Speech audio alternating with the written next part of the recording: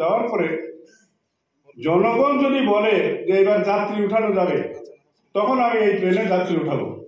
অর্থাৎ আমাদের যারা অপোজিশন পার্টি, যারা নির্বাচনের দাবি তুলে ধরছে, তার একটা প্রকৃত জবাব উনি খুব বিচক্ষণতার সাথে দিয়ে দিয়েছেন। সেই জন্য ওনাকে অনেক ধন্যবাদ।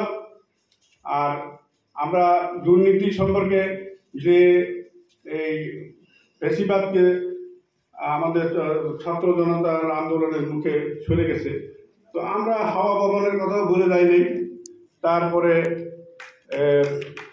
এখানে হাওয়া ভবন, তারা এই কি বলে আসিফ চৌধুরী, হ্যাঁ, এইগুলোর কথা আমরা ভুলে যাই। অর্থাৎ আমরা চাই যে যদি 5 বছর লাগে, 5 বছর থাকে বর্তমান ইন্টারিম গভর্নমেন্ট, তারপরে আমরা একটা সুষ্ঠু নির্বাচনের মাধ্যমে ক্ষমতা হস্তান্তর। সবাইকে ধন্যবাদ।